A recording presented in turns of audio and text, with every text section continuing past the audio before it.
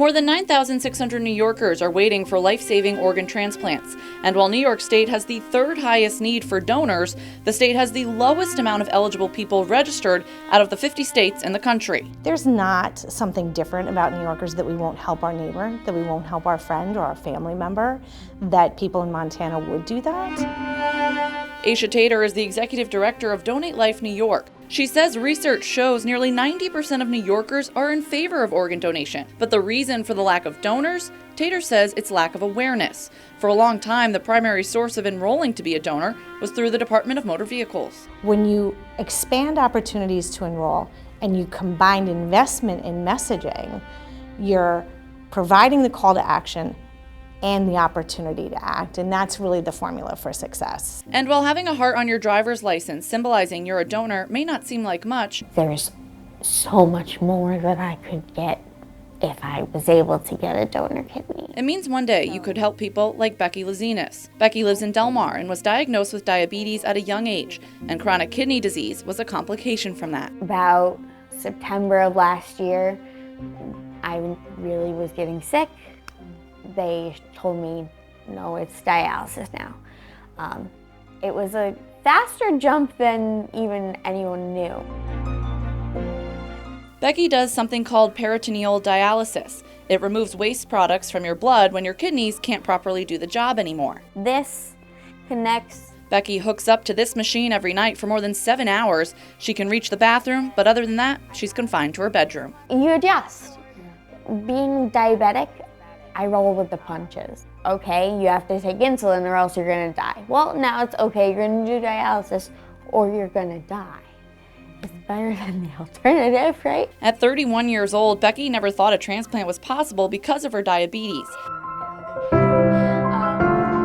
But now she's been told it is. To think that a transplant for not having to do dialysis anymore, not having to worry about it is an option. It's a lot, but I'm hopeful and I have to do it. I want to live. She says her sisters are willing to get tested to be donors, but because of her complications, it may be difficult to find a match. She's currently going through the process to get on the New York State Donate Registry list. Most people in New York wait up to 5 years for a kidney. Becky hopes sharing her story inspires more people to sign up on that list. I have quite a life that I could live with a kidney. And to not give your organ after you're gone, I don't understand what people feel like they need their organ for. People say, oh, you guys have the worst luck. I'm like, we got 6 kidneys, so we got pretty good luck. This is what a typical Saturday afternoon for my family looks like. Hanging out, eating, and laughing. Do it. And it's something none of us take for granted. My mother, Janice Walsh DeVito, is one of 5. All 5 of the Walsh siblings had a 50-50 chance of getting polycystic kidney disease from their mother, who died from the disease. The disease causes cysts on your kidney, which causes them to lose function. All 5 siblings got the disease. The first to need a transplant was their oldest sibling, my Aunt Mary. I was afraid because I knew my siblings had it. So who else was going to give me a kidney? To see, how sick and how the disease impacted my wife, it made the decision that much easier. And from there, my family continued to see the generosity of others. My mother received her kidney from a deceased donor. I've met my donor's mother. I've met a person who received his other kidney, pancreas. So it's a gift for everyone.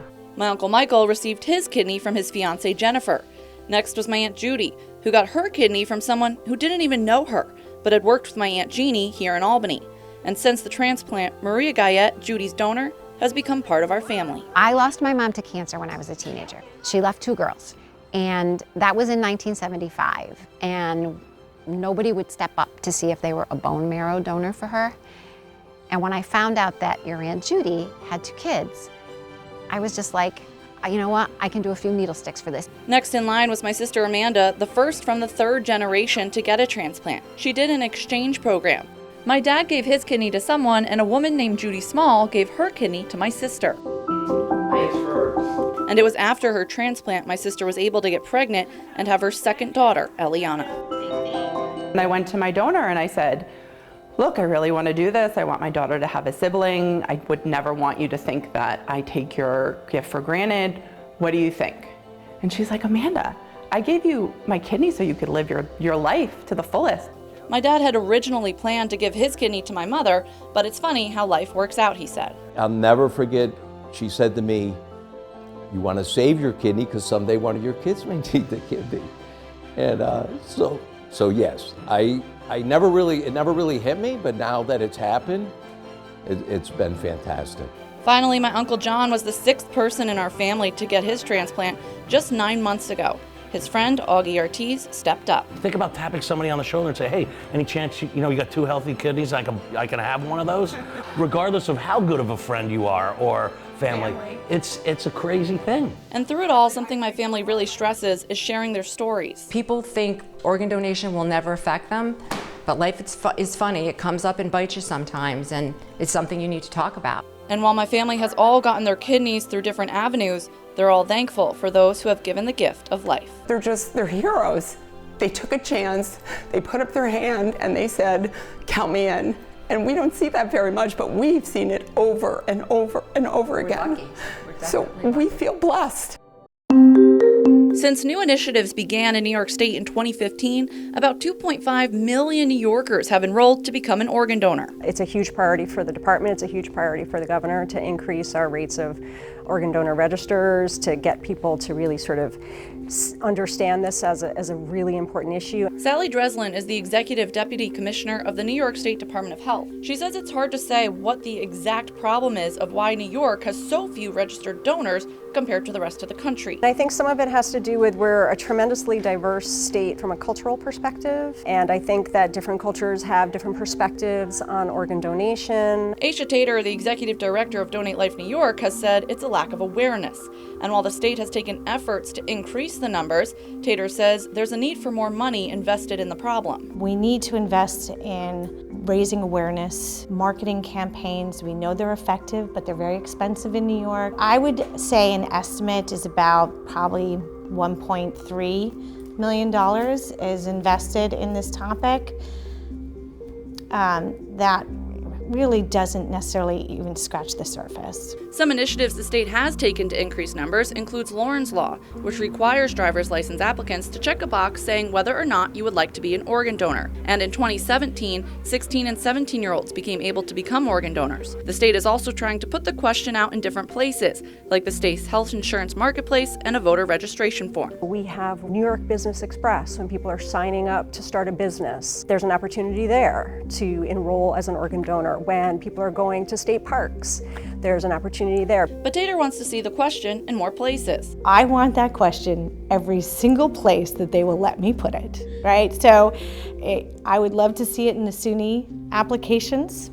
I would love to see it as part of professional licensing. She also wants to see the topic brought to schools, something other states do. We don't have it included in our high school curriculum so that these young adults, when they go in at 16 and 17 and they're presented with the question, that they've been informed about this process. When I asked the health department about adding curriculum in schools regarding organ donation, they said it's something they could look into. And as the state, as well as advocates, continue to try and get those numbers up, Maria Gayette, a living donor who donated her kidney to my Aunt Judy, who she didn't even know, proves it really does all boil down to making people aware. I travel for work, and I was in Atlanta on business and driving along in my rental car, and on the radio they were interviewing a young woman who had walked into a coffee shop, seen a flyer for a guy who needed a kidney, and she had donated, and it was like 4 days out from her surgery and she was on the radio, and I thought, I could do that.